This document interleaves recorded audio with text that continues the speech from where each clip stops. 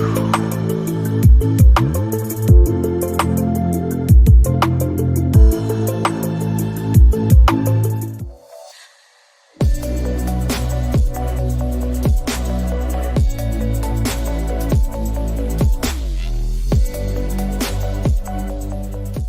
get my dream job, I need work experience. I need to develop professional skills, also coaching and mentoring, some certifications and CV rewrite too. Internship opportunities would help me greatly. Join Momentum. Everything you're looking for in one place. Licensed work tools, personalized career roadmap, work shadowing, weekly coaching calls, practical self-paced trainings, verifiable work reference, career workshops, mock interviews, CV rebranding, and LinkedIn profile optimization. This is the real deal. Why worry about shopping for your career needs when you can get everything and more in one place? Join Momentum is a career acceleration program that focuses on practical training and certifications, work shadowing and experience, coaching and mentoring, and personalized career roadmap. For more details and how to start, call +442 045 380 208 or book a discovery call with us on our website www.joinmomentum.co.uk. Follow us on Instagram at join_momentum UK.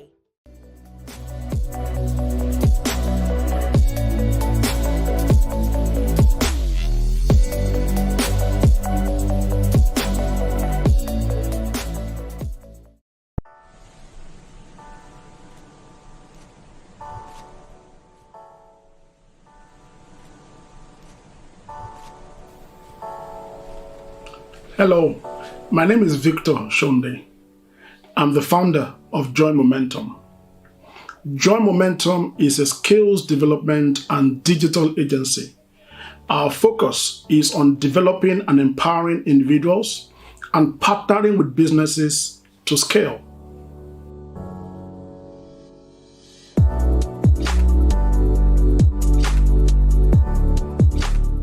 The Join Momentum Career Accelerator Program is a 6 months work experience program designed for career transitioners, job seekers, adult learners, graduates, or anyone looking to launch or transition to a career in digital technology. The 6 months program provides and focuses on digital work experience, confidence building, portfolio development, and of course, there are other things like CV branding, LinkedIn optimization that comes as part of the program. The reason why the Career Accelerator program is quite impactful is because anyone that joins the program essentially is applying to work with our team members within the organization at Join Momentum. You work with our designers, our developers, our researchers, our testers, our BAs, including myself, from a product development perspective. So what you're getting is deep experience and knowledge beyond certifications or training or whatever it is that people get. The exchange program has proven to be transformative for people who have come on the program because within the space of 3 months, we expect you to be interview ready, job ready, and we'll support you with one-on-one coaching, mock interviews. We have a huge portal called the Career Transformation Hub with so much resources and information to help you to, when you land the job, to make sure that you're not just getting the job, but you are able to thrive and excel in the job.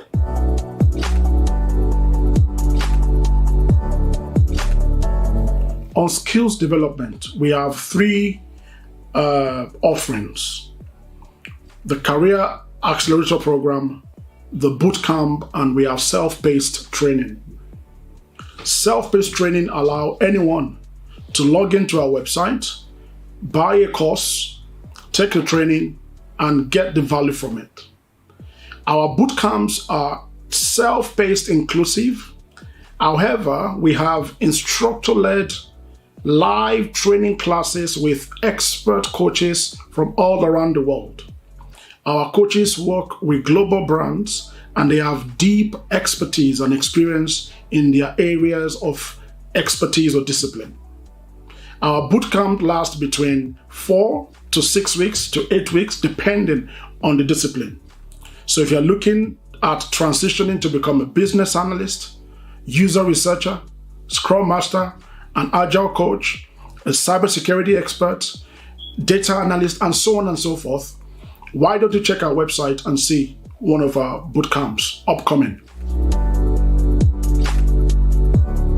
So, are you willing to launch a career in technology, but you don't have confidence, you have no experience, you're not quite sure about your transferable skills, you have no maybe background training, or even if you have certification, you're not sure what those really translate to in the actual, in the practical sense of things?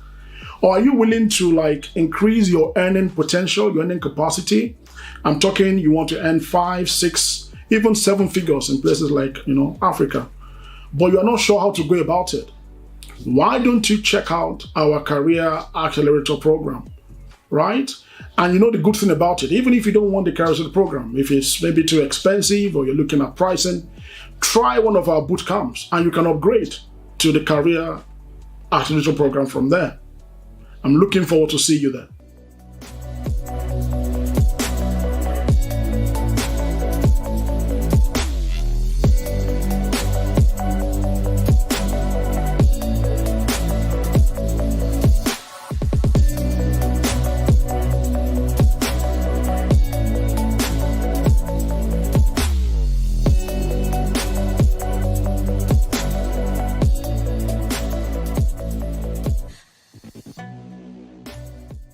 All right, thank you very much, everyone. Thanks for dialing in to Lunch and Learn this afternoon. My name is Dami. Just a little about myself. I, like Tolu mentioned, pick, from here and there, and put everything together to support some of the products that we have on the Waymaker Digital ecosystem, and also some of our learners on the Join Momentum platform. We try to help ourselves to, get to where we're going to achieve our career goals and be able to apply what we learn, even to transfer what we learn even here to, the workplace or wherever we find ourselves. All right, today I'll be talking about API for beginners, okay? I know some of us, if you've been in tech for a while, or you must have heard about people talking about API. And even if you have not heard about anything API before now, today you're going to hear about it. And what does it mean? How do we use it? And what are the common applications we can find, around us, around API and the likes, yeah? All right, so today on the agenda, I'm going to talk about what is an API, and we're going to break it down in a simple language that is easy for everybody to understand. Thank God that you all know that I'm not a developer, even though I work with developers, but I am not one, so I'm not going to be speaking in the language of developers this afternoon. All right, so here we're going to be learning the meaning of APIs and how they are applicable and beneficial in our everyday lives, not just in our everyday lives, but also in our work, when we are building digital products for either for clients, for the public, whatever it is we're building. Secondly, I'm going to talk about how an API works, a simple scenario and real world examples, to showcase how APIs really work, And then lastly, I'm just going to touch briefly on the types of APIs that we have, and that's going to be it actually. All right, so let's get into it. All right, so what is an API? An API is an acronym, for Application Programming Interface, Now, don't let that word, because I know most of us, when we hear things like application, or we hear something like programming, or we hear something like interface, all of a sudden there is a wall that's just, block out every other thing that follows, because we don't want to have anything to do with programming or anything to do with interface or pro applications or whatever. But I am happy to tell you today that it's not as hard as the word sounds, So we can all learn it, we can all understand it and relate with it, how it works in real life, all right? So API or application programming interface is a set of defined rules that enable different applications to communicate with each other. All right, it's as simple as that. When you want two disparate applications to speak together, to speak to each other, something that stands in between them or that enables that communication to allow them share data, allow them share information, is what we call API, Application Programming Interface. Let us look at it from this perspective. Let's say you want your Microsoft Teams, yeah? If you are on Microsoft 365, then you want your Microsoft Teams, yeah, to speak with Microsoft Outlook, okay? These are two different applications, even though they are part of the same, ecosystem, but they are two different applications. Now you want two of these systems to probably exchange data or, communicate with each other. What we use to enable that functionality or to enable that function or feature is what we call API, Application Programming Interface. So it acts as an intermediary layer that processes data transfer between systems, letting companies open their application data and functionality to external third-party developers, business partners, and internal departments within their companies. Now, let me break that down. Yeah, that might sound like too much English. Okay, let's say, for instance, we have a company that is called Facebook, okay, and we have a company that is called Cash My Skills. All right, in case you're wondering, Cash My Skills is the project I'm currently working on, which is a platform that allows people to monetize their knowledge, their expertise and skills, basically for mentors, leaders, thought leaders, professionals and experts. All right, so back to my scenario. We'll have Facebook, which is an organization, or Meta, so to say. I think that's their corporate brand right now, Meta, and we have, Cash My Skills. Now, I want a situation whereby when someone is signing up to Cash My Skills, they are able to use their Facebook profile, to log into the Cash My Skills system. Now, those are two disparate systems. Cash My Skills is different, Facebook is different, yeah? The application stack or whatever that was used to develop these platforms might be very, very or totally different from each other. Now, I want these two applications to be able to communicate with each other. Now, if you want to use Facebook, if you want to use your Facebook credentials to log into Cash My Skills, that means there must be a data exchange between Cash My Skills platform and Facebook's platform. Now, the functionality or the thing that makes the intermediary, that makes that data exchange to happen between when you are logging into the Cash My Skills portal and using your Facebook, profile or account details, is basically what is enabled by an API.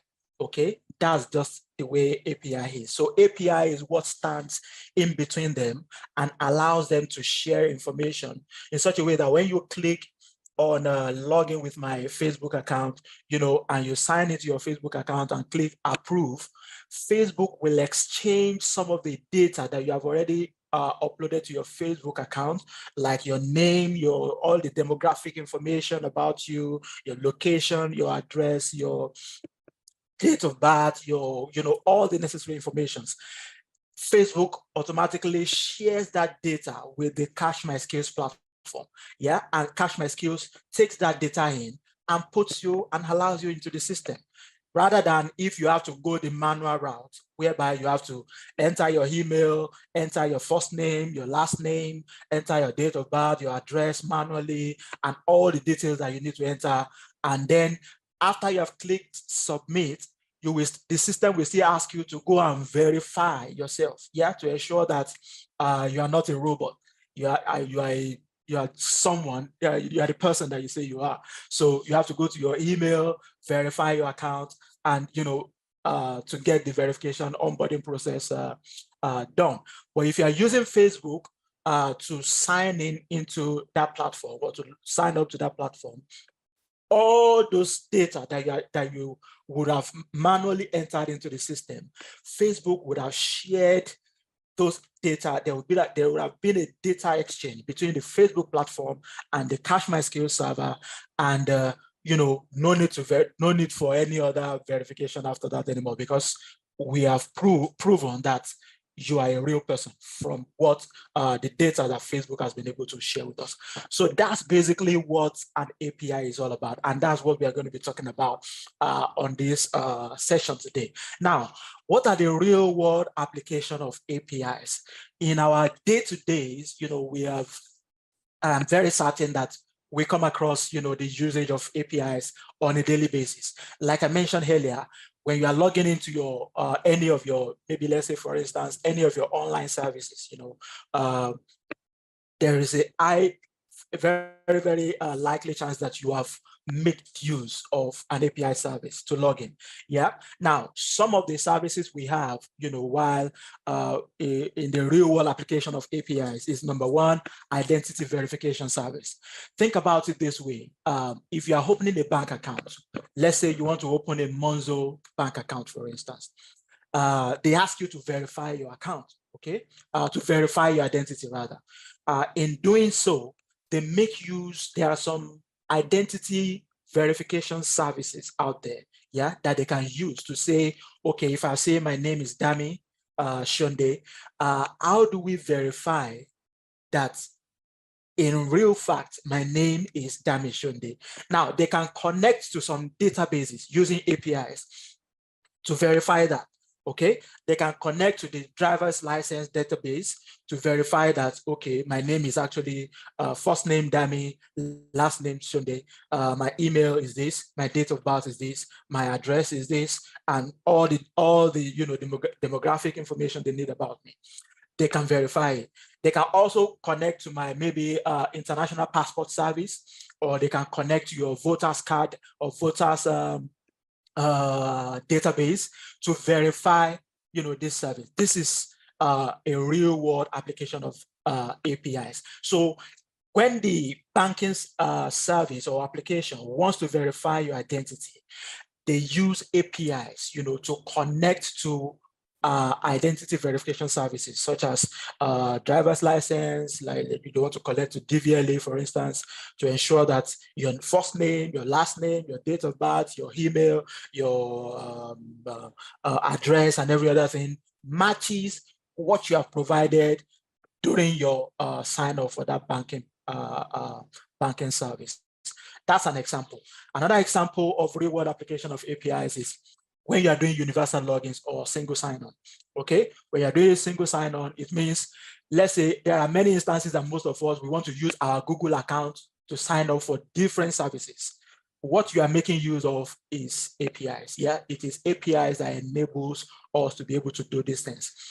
Last week, Emmanuel talked to us, I'm not sure if it's last week or the upper one, Emmanuel taught us, I think it's last week, taught us about, Internet of Things. When we can talk about small devices, that sense information, like smart homes, you can use from the comfort of your tablet or your phone. You can control the lighting in your house, you can control your refrigerator, your TV, and every other thing. All these services make use of APIs, to connect one device, disparate systems, and allow them to, exchange data or share information.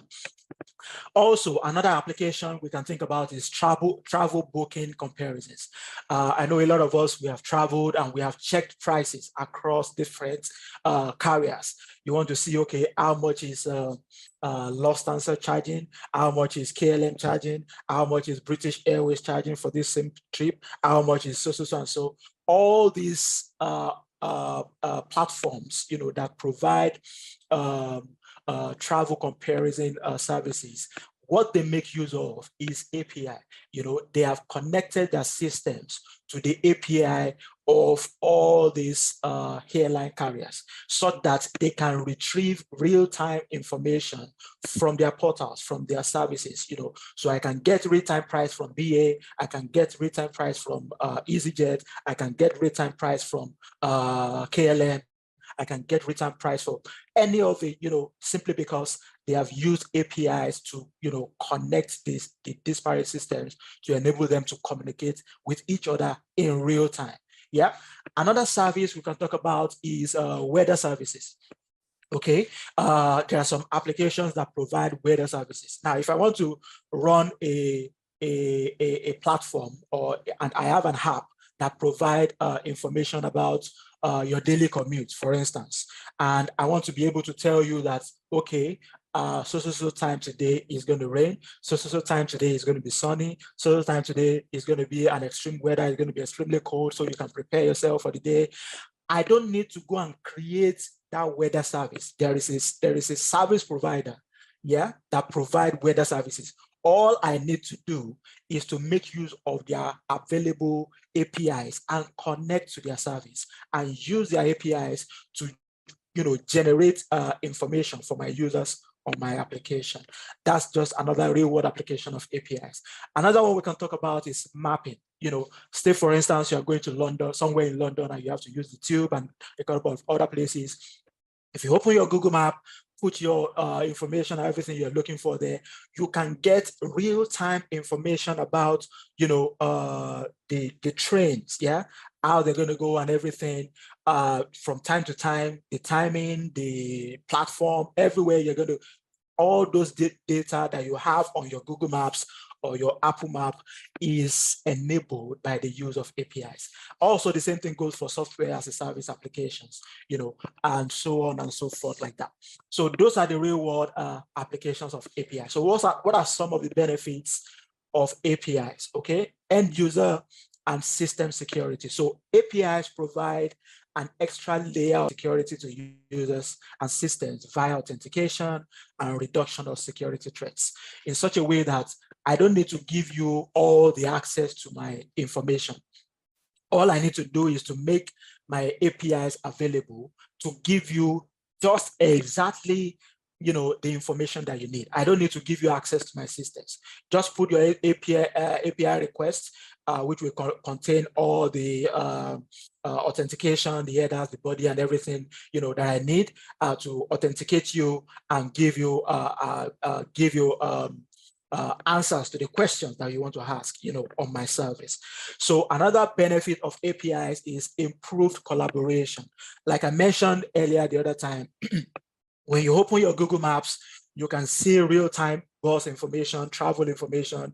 If you're going by the train, if you're going via taxi, if you're going via the bus, or if you're going via, or even if you want to use a scooter, all those information are made available via APIs. So it improves collaboration. There can, systems can speak with each other depending on the application stack, regardless of how they are built, regardless of how they are structured or layered or architectured or anything. Once the API is available, for you to connect and, there can be an exchange of data or information that you need. Another thing that I want to mention as the benefit of APIs is innovation. Yeah, APIs allows businesses to innovate faster and deliver services to their users by employing third-party APIs. Okay, now imagine I want to start a bank today. Virtually everything I need to run a bank is available via API.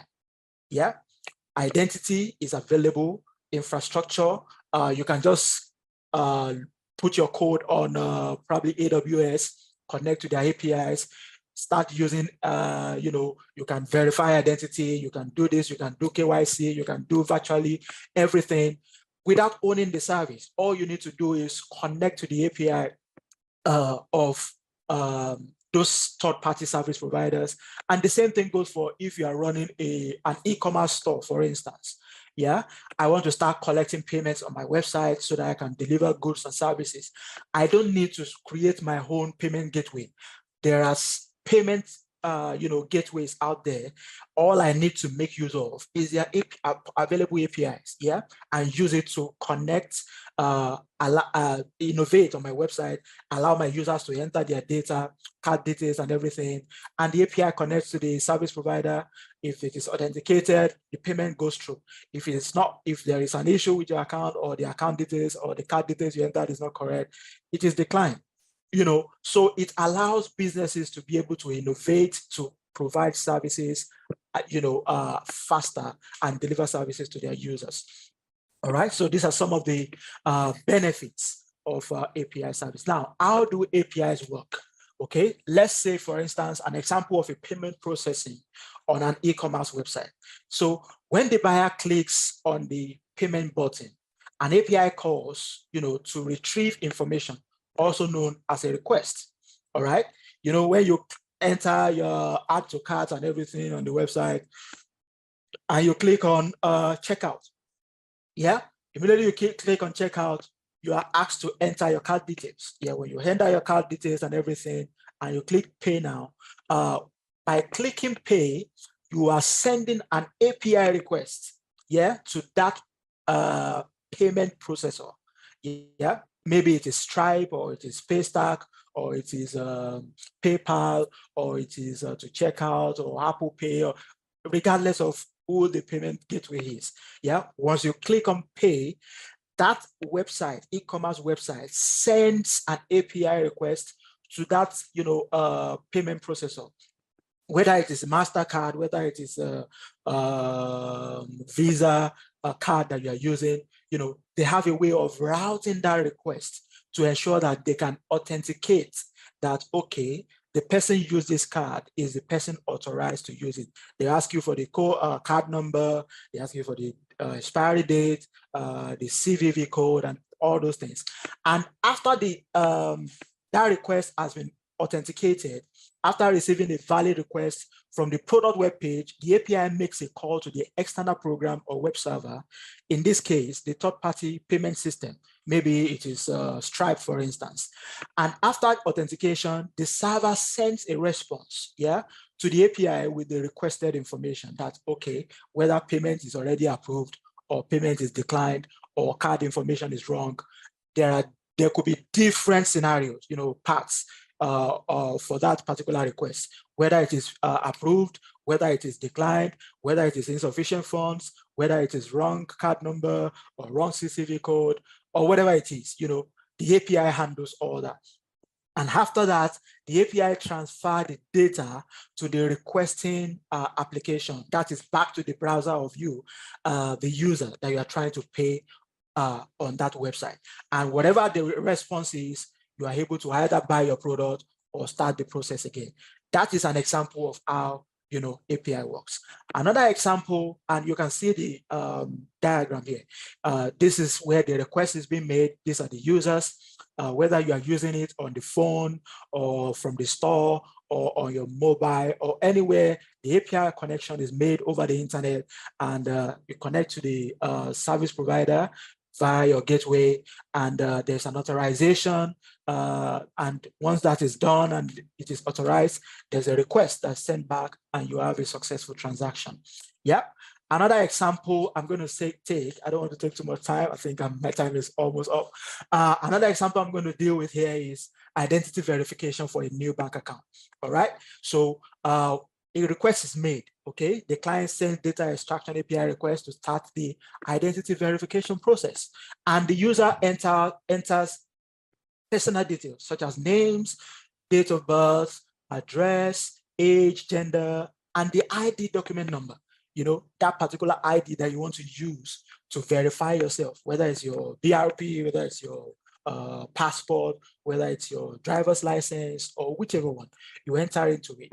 And that API call is made to the service that's providing that particular ID. Like, let's say, for instance, you are using your driver's license. In the UK, that's going to be DVLA. In Nigeria, that's going to be FRSC, okay? The API call, also in Nigeria, you can use your NIN, which is provided by NIMC, which you can use to verify your identity. If all the information you have provided while, onboarding to this service or this bank account or creating your account is valid, they want to check your name, first name and last name, does it tally? Your date of birth, does it tally? Your address, does it tally what you have provided? Your age and gender, and every other relevant information that's needed for KYC is relevant to what you have provided, while you are onboarding. And if that is done, you upload an image of the ID documents, the client uploads a clear image of ID documents as required, and the API has access to the camera. It's allowed to capture the image of the IDs wherever applicable, though it's not all identity verification services that can use pictures, but in advanced countries, you can use pictures. They have imaging technology that they use to verify your image to ensure that it's the same thing, or very, very likely, or it's the same thing, with what is on the ID document that you're using to verify yourself. And then the fourth stage, we have data extraction. Wherever data is entered through images, the information on the image is converted into machine-readable text, and data is extracted through AI-powered OCR technology. The system sends an API request to the identity verification service provider to validate all the information the user has supplied. And the last stage is the identity is verified, okay? Verification algorithms authenticate the data with the data retrieved from the standard databases using data aggregate match algorithms. That's basically how API works. And this is just a diagram to show how the request is made, the entire details, image uploaded, data is extracted, and ID is verified, okay? And lastly, before I round up my call today, we'll talk about the types of API. Okay, APIs. We have open APIs, we have partner APIs, internal APIs, and composite APIs. So open APIs are open source application programming interfaces that you can access with the HTTP protocol, as the Internet Protocol, also known as public APIs. So these APIs are open source. Anybody can use them, consume them. You can, apply them as you want. We have partner APIs. These APIs connect strategic business partners. In my order, like this, for example, this one, this is an example of a partner API. The service provider is Visa. They have different partners like Stripe, like PayPal, like Apple Pay, Google Pay, whatever service provider you want to use. They have integrated, API that connect with each other and communicate with each other to ensure that they are able to authorize all the cards that you are using to make your payments on the internet. All right. Typically, developers access these APIs in self-service mode through a public API developer portal. If you go to Stripe or all these major payment processors or service providers, there are even organizations that provide APIs as a service, or out there, that any connection that you need, API service that you need, they already have the API. All you need to do is, consume them. All right. We have internal APIs. These private APIs aren't available for users outside. They are used majorly internally within an organization. You want finance department systems to be able to speak with HR, to be able to speak with operations, to be able to speak with logistics, to be able to speak with sales, to be able to speak with marketing. You can use internal APIs to enable, communication across, several of your departments within the organization. Lastly, we have the composite APIs. These APIs combine multi-data or service APIs. They allow programmers to access several endpoints on a single call. Thank you very much. That's everything I'm going to be sharing today. And I believe that we already understand what APIs are all about, and you can relate. And even when you are using some of these services, you can tell that, as I am paying for this taxi, this Uber ride I want to pay for, it is actually an API behind it that is enabling me to pay for this taxi. Thank you very much. Amazing.